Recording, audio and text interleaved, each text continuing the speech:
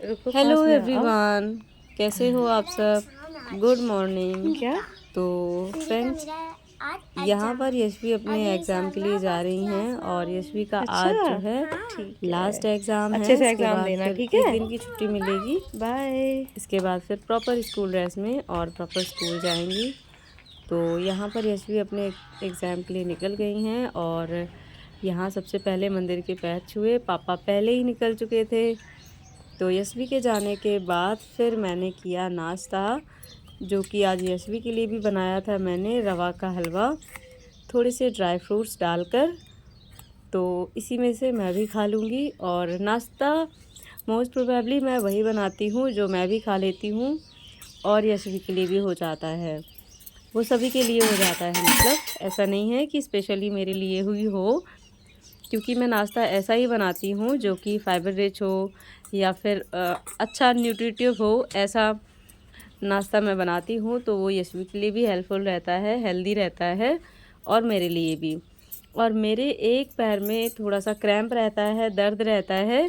तो इसीलिए मैं जब भी बैठती हूँ तो उस पैर के नीचे पिलो का सपोर्ट ले लेती हूँ, तो मुझे थोड़ा सा कंफर्टेबल लगता है। क्योंकि जब मैंने डॉक्टर को विज़िट किया था, बहुत ज़्यादा दर्द था जब मेरे पैर में, तब तो उन्होंने मुझे कुछ मेडिसिन्स तो दी ही थी, साथ ही में कुछ प्रिकॉशंस भी बताए थे, जैसे कि पैर को लटका कर नहीं बैठना है। कोई भी प्रेग्नेंट वुमन हो, कोई भी महिला हो, तो अगर उसके पैरों में दर्द है, स्वेलिंग है या कुछ भी प्रॉब्लम है, तो उसको यही सजेशन दिया जाता है कि ज़्यादा देर तक पैर को लटका कर ना बैठें। और जब भी बैठें तो जिस पैर में दर्द है उसको थोड़ा सा पिलो लगाकर ऊंचा करके बैठें। और लेटने में भी यही बोला जाता है कि जब आप सोएं तो पैर के नीचे पिलो रख लें, ताकि वो पैर जो है हल्का सा ऊंचा हो जाए, जिससे कि उसमें दर्द कम हो। तो यही सारी चीज़ें मैं भी आजकल फॉलो कर रही हूँ। और यहाँ मैं लंच के लिए तैयारी कर रही थी, तो मुझे बनानी है मूंग की दाल।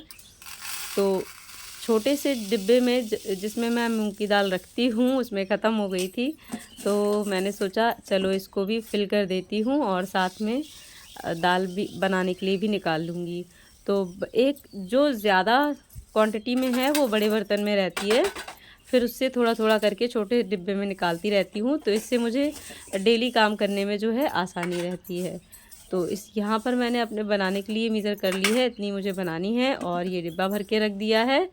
और अब इस डिब्बे को मैं वापस से पैक करके रख दूँगी, क्योंकि बड़े बर्तन में कोई भी चीज़ हो तो उसको डेली डेली उठाना और रखना थोड़ा सा मुश्किल लगने लगता है। तो इसीलिए मैं कुछ जो है चीज़ें छोटे छोटे डिब्बे में रखती हूँ और जो ज़्यादा होती हैं वो बड़े बड़े। तो बस यहाँ ये काम मेरा हो गया है। और ऐसे छोटे छोटे बहुत सारे काम होते हैं घर के, जिनको हम जैसे ही मतलब काम की नीड हो तुरंत अगर कंप्लीट कर लें तो आसानी हो जाती है। और बस यहाँ पर मेरी दाल जो है मैंने चढ़ा दी है, और गैस को इग्नोर कर दीजिएगा क्योंकि सुबह चाय फैल गई थी जिसको मैंने अभी साफ़ नहीं किया है। तो लंच की कुछ कुछ तैयारी करने के बाद जब मैं नहाने जाती हूँ उससे पहले गैस को हल्का साफ़ कर देती हूँ। और यहाँ पर थोड़ा सा रेस्ट करते हुए क्योंकि थक जाती हूँ।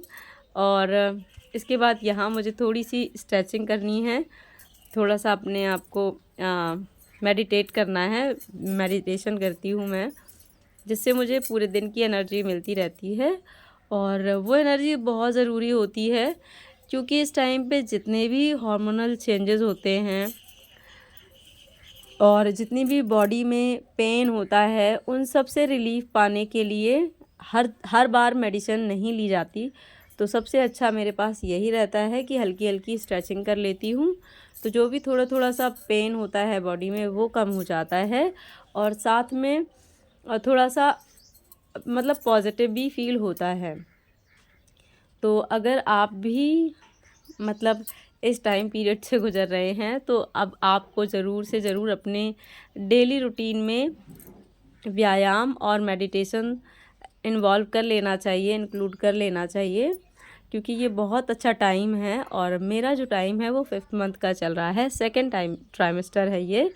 तो ऑब्वियसली मैंने जो है इस ट्राइमेस्टर के स्टार्टिंग से ही मेडिटेशन करना स्टार्ट कर दिया था, जो कि बहुत ज़्यादा हेल्पफुल है मेरे लिए और होप करती हूँ आपके लिए भी बहुत हेल्पफुल हो। क्योंकि अगर अभी तक आपने मेडिटेशन स्टार्ट नहीं किया है तो आपने बहुत सारी चीज़ों को मतलब फेस किया होगा, बहुत सारे पेन्स आपने फील किए होंगे। पर अगर आप अभी से 1 वीक के लिए भी योगा एंड मेडिटेशन करके देखते हैं तो आपको फ़र्क पता चलेगा कि हाँ, इससे बहुत ज़्यादा हेल्प होती है। और अगर आप कुछ नहीं कर पाते हैं तो जब भी आप सोने जाएं तो जो पैरों की एक्सरसाइज होती है, पैरों की स्ट्रेचिंग होती है, वो ज़रूर कर लें। और मैं भी ऐसे ही करती हूँ, थोड़ी थोड़ी सी जो भी इजीली मैं कर सकती हूँ वो करती हूँ। जैसे कि नाश्ता वास्ता करने के बाद जैसे थोड़ा सा ब्रेक लेने बैठती हूँ तो उसी में बैठकर छोटी छोटी सी एक्सरसाइजेज़ मैं कर लेती हूँ। और ये सारी चीज़ें मैंने यूट्यूब से ही देखकर मतलब की है स्टार्ट। और कुछ कुछ चीज़ें पहले भी जब यशवी के टाइम पर भी थी तो वो मुझे याद थी और वो भी मैं जो है अभी इंक्लूड करती हूँ अपने लिए, जो कि मेरे लिए डेफ़िनेटली पहले भी बहुत हेल्पफुल रही थी और अभी भी। तो ये एक्सरसाइज जो अभी मैं कर रही हूँ ये तो बहुत ही मस्ट हो जाती है अगर आपके कमर में पेन है या हल्का हल्का पेट में भी थोड़ा दर्द रहता है तो ये एक्सरसाइज आपको बहुत ज़्यादा रिलीफ देगी। तो आपको हाथों को बेंड नहीं करना है, जो हाथ नीचे रखना है। जैसे कि मैंने ये हाथ नीचे रखा है, ये ऊपर जा रहा है तो ऊपर जाते हुए सांस ली और जब ये हाथ मेरा डाउन होगा ऊपर वाला तो फिर सांस छोड़ूंगी मैं। और इस तरह से मैं 10 काउंट्स करती हूँ और 10 के बाद इसके बाद मैं थोड़ा सा रिलैक्स कर लेती हूँ। फिर 2 से 3 मिनट का ब्रेक लेने के बाद यहाँ पर प्रोटीन मिल्क है, जो कि मेरी डॉक्टर ने मुझे प्रिस्क्राइब किया है। प्रोटीन मिल्क के साथ में दोनों टाइम, ऑब्वियस सी बात है सभी फीमेल्स को, सभी प्रेग्नेंट वुमेन को इस टाइम पे उनके सभी डॉक्टर्स जो हैं प्रोटीन ज़रूर से प्रिस्क्राइब करते हैं मिल्क के साथ में। कई लोगों को दोनों टाइम बोलते हैं और कई लोगों को एक टाइम भी बोल देते हो शायद, वैसे मोस्ट प्रोबेबली दोनों टाइम बताते हैं कि आपको प्रोटीन दोनों टाइम लेना है। तो यहाँ मैं दूध के साथ प्रोटीन ले रही हूँ और स्ट्रेचिंग मेरी हो गई है। तो इसके बाद प्रोटीन लेने का मुझे एक अलग ही आनंद आता है। और यहाँ मैं कर रही थी यशवी के पापा से बात। यशवी के पापा यशवी को स्कूल छोड़कर वापस आए थे और तब तक मैं अपनी कुछ कुछ चीज़ों को कंप्लीट कर चुकी थी। तो बस यहाँ पर हमारी थोड़ी सी गॉसिप हुई और उसी के साथ मैंने जो है मिल्क फिनिश किया अपना।